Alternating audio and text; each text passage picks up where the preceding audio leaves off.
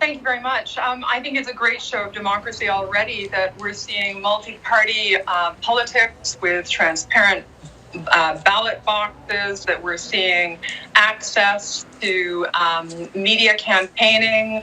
We're seeing debates between political parties, those participating in the election, that we've never seen in the past before. And this is extremely important for a country as diverse as Ethiopia. And when I say diversity, we're talking about over 80 distinctly different ethnic groups. Of course, there's relationships between that, and Ethiopia is a country of mixed heritage and intermarriages, but with distinctly different languages and dialects as well. So this is very important, not just for multi-party politics, but also for accountability, checks and balances, people to stand up for whatever government is voted in, and demand accountability for government policies and decision-making.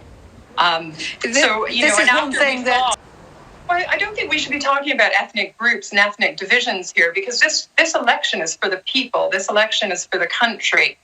Yes, we've seen an ethnic federalist model lead to parties form along ethnic lines, but there is, even for a region like Oromia, where a couple of parties have boycotted the election. 3, we're still seeing a registration of approximately, I think, 18 million in Oromia, which out of the approximate eligible population to vote of 20 million is a very, very high percentage of people registered. So, I think we should be looking at this election as an election for the people and not as an election for different ethnic groups. What we've seen over the past month in particular, the uprising towards U.S. foreign policy in the country, the uprising towards misinformation and disinformation across the media, has actually had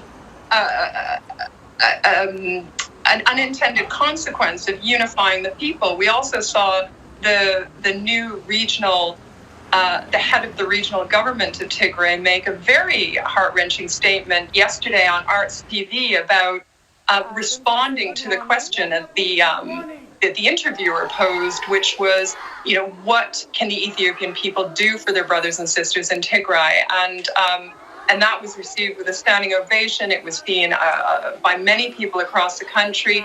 Look, there's no doubt that this is not a perfect election.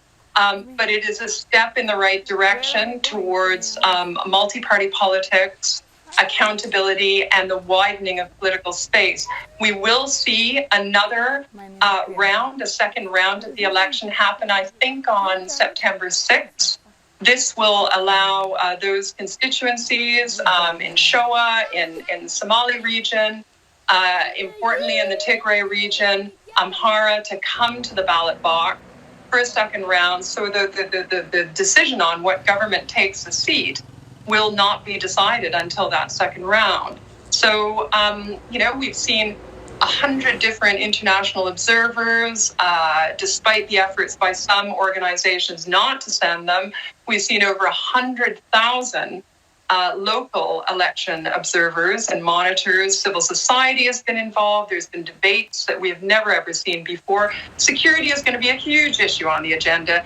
And whatever government takes a seat will have to really lay down a roadmap that will prioritize reconciliation, dialogue, and the rebuilding of region of Tigray, the support for reconciliation and national dialogue to other conflict-affected communities and areas which have seen large-scale internal displacement.